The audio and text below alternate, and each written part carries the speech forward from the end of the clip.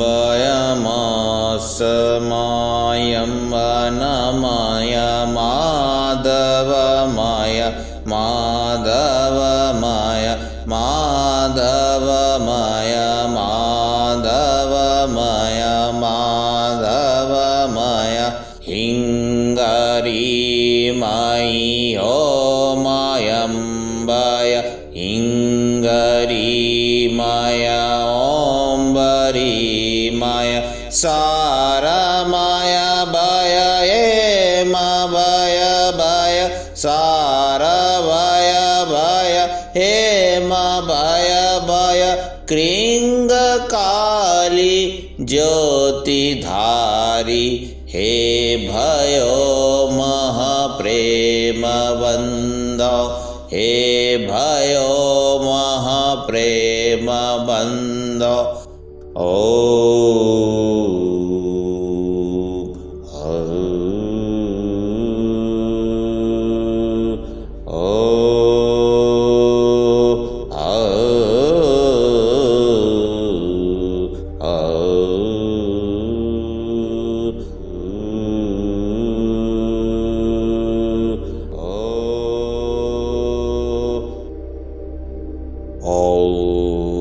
dear friends from various lands that are located on this planet, where you find food, where you find water, where you find air to breathe, trees that have their roots deep into the soil, from where they get water, from where they get nourished, and from those trees they form the sources of water that are there in your land, which helps you drink water, which helps you cultivate your farms, sow the seeds for your production, for your flowers, for your fruits, for your many needs, keeps all the living beings intact, keeps the entire ecology bound together. And that is why we all are here, communicating with each other, speaking to each other, talking to each other, being with each other. And that is the greatest truth, that is the greatest beauty of this beautiful creation created by the Almighty One. My dear friend, all this world, all this time, we have been waiting for this point of time in our life. The time has arrived for us to rise, to ascend from wherever we are right now. We must be somewhere, isn't it? We all are somewhere. We need to rise, we need to ascend, we need to get up and get moving. There is no time to waste, and still there is no need to hurry. Hurry is a big worry. Hurry is a concern. In the science of sadhana, or in the science of focus, or in the science of focused lotus, or in the science of meditating for a focused lotus, or in the science of meditating upon a blossomed lotus, or a lotus, or a blossoming lotus, or a lotus that is yet to blossom.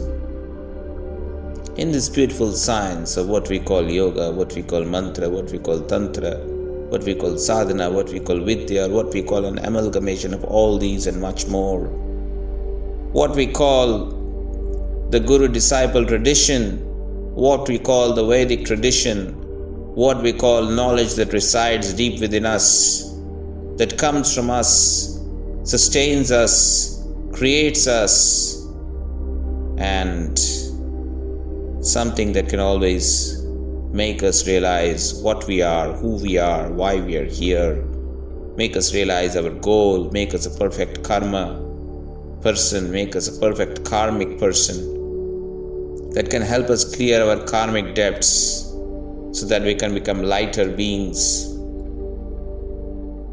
so that we can get rid of all our debts and we can be free, we can be liberated. Once all our karmic debts are cleared, we are liberated, and thus we become free. That state is called the state of salvation. But yoga, my dear friends, is not just about salvation. It is much more. Yoga is about the union of one with the infinity. The infinity is endless.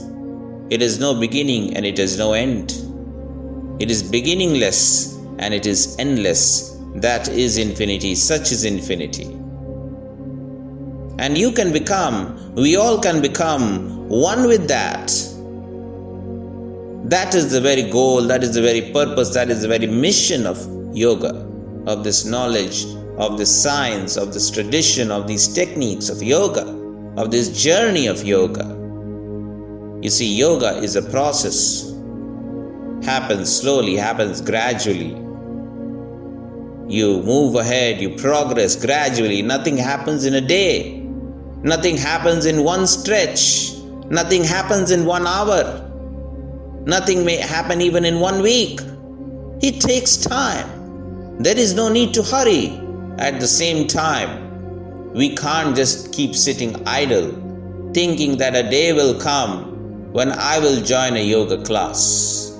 A day will come when I will be free from work, when I will be a retired person. My family life will be over, when all my responsibilities and duties as a father, as a parent, as a spouse, as a child, as a relative, as a friend, as a colleague, as a boss, as an employee will be over. It will be at that point of time when I will begin the journey of yoga. This is a very, very bad idea, I must tell you. Because all those people who pursued this idea, who followed this idea, who tried to implement this idea, most of them failed. Some of them obviously succeeded. There is no doubt in that. There is no doubt in that you can succeed. Even with this idea, even in this particular way, you can definitely succeed. That is why in yoga we say, better late than never. It is never too late. So if you are 200 years old, or 100 years old, or 50 years old, or 60 years old, don't give up. Don't just give up. And you have not started, don't just give up. Don't worry. There is no hurry. The job will get done. If you are focused, if you are disciplined, and if you are committed to this mission of save yourself, save myself from lack of realization, save myself from not living life the way it should have been lived, save myself from not being able to look at myself in the mirror when the time comes or the time arrives, save myself from all the confusion and the conundrum that I am into and that I have been all my life till now. Save myself from sufferings, pain, endless pain. Just keeps going on and on. It seems as if pain and suffering, they never seem to end. As if there is no end to this pain and suffering. Even worse, when pain and suffering arrives, we don't know how to handle ourselves. We don't know how to manage ourselves. We don't know how to conduct ourselves. We are irritated, we are frustrated, we are angry. We tend to be very hurtful, not just towards ourselves, but also towards others. Our own dear and loved ones, we even end up hurting them. So it is very important to be aware. It is very important to be responsible. It is better not to repent tomorrow. It is better to take precautionary measures. And in order to take precautionary measures, we all need to wake up now. We all need to begin our journey now. Even if you're 15 years old, it does not matter. If you're 10 years old, you're probably not understanding me. So it's okay. If you're 5 years old, you're definitely not understanding me. So it's definitely okay that if you're 15 years old, you may be able to understand me. But if you don't understand me, it's still okay. But if you're 20 years old and you're not able to understand me, then it's not okay. If you're 25 years old, 30 years old, and you're not able to understand me, then you're really putting yourself and your future in trouble. You're really wasting your time. You're wasting your youth, precious youth. If you're 35 or 40 years old and you're not able to listen to me, or if you're not able to understand me, then it's a shame, because you've got so much of experience. You've already gone through a few struggles in your life. You know what is pain. You know what is suffering. You know what is lack. You know what is past, present, future. You know the problems that your parents are facing today. You don't want to face them at their age, do you? You know the problems that your grandparents are facing today or may have faced one day. You don't want to face them, do you? You don't want to face a lot of problems that people around you are facing. Maybe you have been lucky till now. Maybe you won't be lucky tomorrow. So you need to start acting now. There is no need to hurry, but definitely you need to act. And if you're 45 or 50 years old, my dear friend, this is probably the best or the most ideal time for you to get going. Because after this, the descent will begin. Your body will begin to give up as well. Your mind will become weaker. Your intelligence will become weaker. Your senses will become weaker. There will be more problems in your life. So this is probably your best time. If you're 60 years old or 65 years old, you are at a ripe age, but it is still not late. You can begin. There is no doubt about that.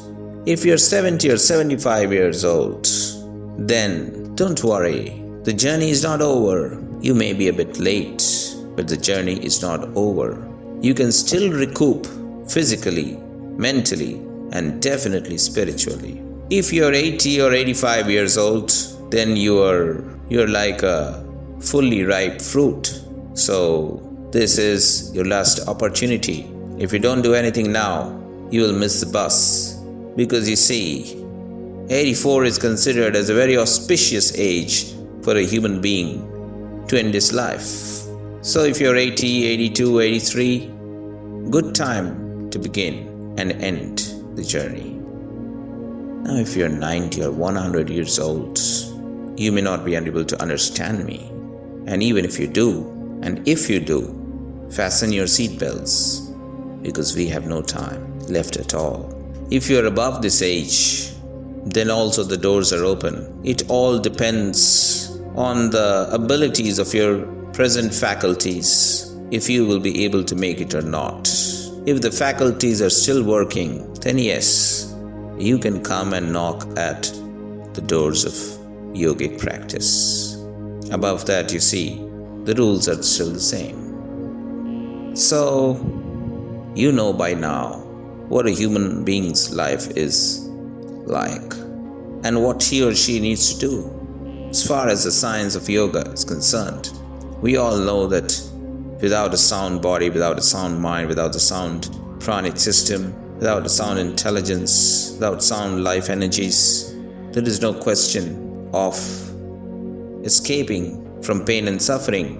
My dear friends, whichever age group we fall into right now, whichever country we live in, whichever state of body or mind we are into, whichever financial state we are into, there is only one way to escape from the confusion, from the chaos, from the suffering, from the pain, and that is the practice of yoga.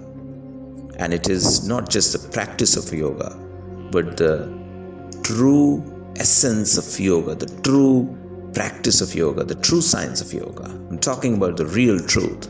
I'm not talking about unreal yoga, or I'm not talking about fake yoga, or I'm not talking about yoga that is based on guesswork, or that is based on hearsay, or that is based on someone's philosophy, or that is based on debate and discussions, or a form of yoga that is based on lies. and greed and ego and pride. Not a form of yoga that is based out of sources that is not infinity. Any other source except infinity is not the ultimate truth. So any practice, we can label it as yoga, but that does not lead to yoga. That is not the real science of yoga that has been talked about in the Vedas or even before. A science that has always been there. It has been there since eternity. It has been there before this creation, and it will be there after this creation dissolves. The truth will never change. Science will never change.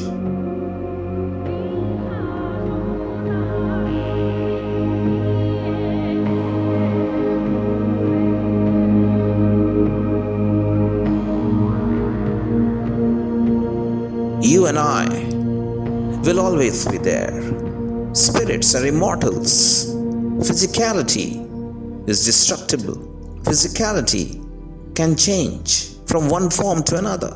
We can go back into the 5 elements from where we came. Our body will deconstruct itself into 5 elements from which it was created in the first place. So physically, the way we are right now today, we may not be after a certain period of time.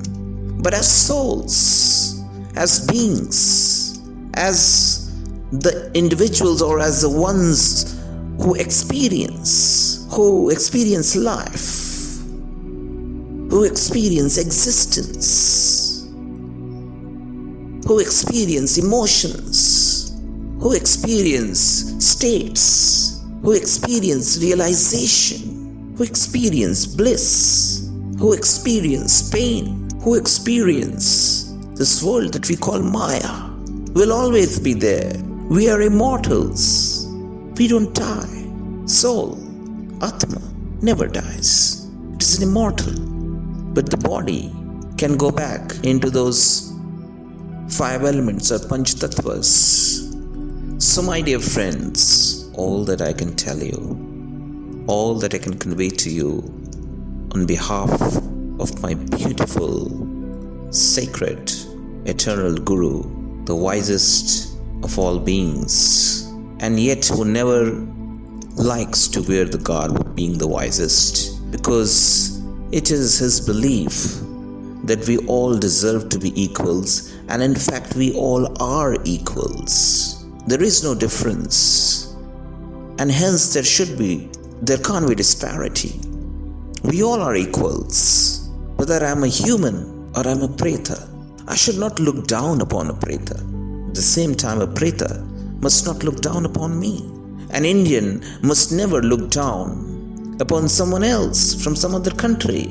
And in the same way, someone from country A must never look down on country B or country C upon country B or country D. I must not look down upon you, you must not look down upon me, we must not look down upon anyone else. We all are equals, and definitely we can look up to our gurus, our ishtas, our devas, ishtadevas, ishtadevis, those whose blessings we seek, those to whom we surrender, those to whom we bow down. We can definitely bow down and express our gratitude. Not just offer, but also express our gratitude. And this expression must come from within to the Aditya, to the 11 Adityas that give us life. And like this to many other Ishtadevas, Ishtadevis, Gurus, Brahma, that is the all-knowing one. And at the same time, in order to connect with our own self, we must keep expressing our gratitude to our own self as well. Sometimes we can do that as well. So there is a lot of learning, you see, that is hidden in the science of yoga, in the real science and the true essence of yoga, and the true science of yoga.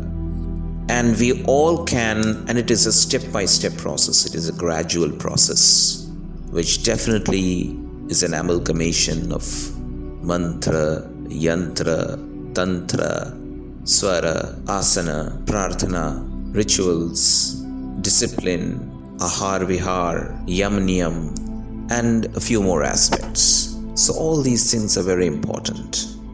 And to know the whole structure, to know the whole discipline, it can't happen in one day, or we can't know it from one book and implement it. It is not so easy. It is not so simple, because we have been addicted to a kind of lifestyle already in our life, kind of thinking pattern already in our life, a kind of breathing pattern already in our life, a kind of functioning pattern already in our life. The way our mind functions, the way our breath functions, the way our body functions, everything has been functioning in a certain way for a long time. And now suddenly, if we want to change it, suddenly changing it won't be good, and it is also not possible. So there is no sudden change. And if we want to do it on our own self, through some book, through some self-help book or self-penance, it's a very tough road. It's in my experience an impossible road. So you need a guide, you need a Sherpa, you need a friend, you need a guru, you need a light bearer, a torch bearer of light, who can hold your hand and guide you through, but slowly, like a Sherpa on a trek, you see, or on a hike. Because he tells you, because he knows the road, and at the same time he knows that you can't walk, or you can't trek, or you can't hike as fast as him. You're not used to these terrains. You can run out of breath sometimes. Your knees, your legs may give up at some point of time. After some amount of journey, you need a break, you need a water break, you need a toilet break, you need a food break or a small snack break. Or sometimes you need to just sit down and catch your breath. And the Sherpa is happy to wait. He's not tired. He doesn't need any breaks, but he will still stop. And that's why a good guide always stops. A professional guide will always create stops or halts on a trek. A bad guide will just vanish. He will just walk at his own pace, and you will be left behind. So the right guru, the good guru, the ideal guru will always be very patient with you. He will be very calm with you. He will be very comfortable with you. He will always have a smile on his face with you. He will understand you. From the word go, he knows your body, your mind, what you can do, what you can take, what you can follow, what you can't follow right now. So that is why the process is gradual, and hence the transformation is gradual. And of course, good guru always, many times, handles every disciple or every student in a different way, at a different pace. So there could be something else for you, and there could be something else for someone another. Can't be the same way. Everyone is not comfortable with the same tool.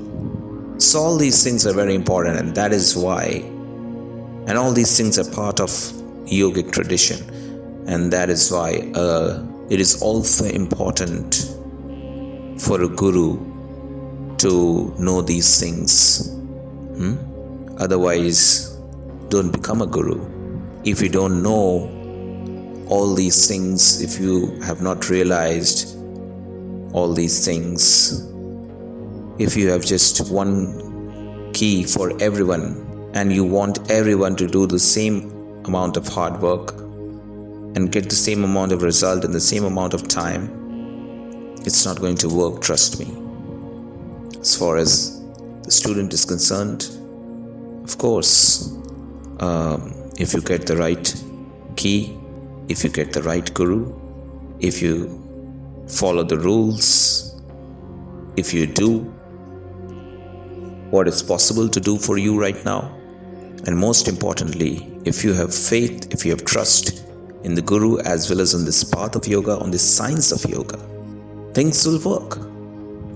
Because only if you have faith, only if you trust yoga, then you will take the yogic steps or the yogic rituals or the yogic techniques seriously. Otherwise, everything will just be a joke to you. If you don't take something very seriously, it will not fall into place for you.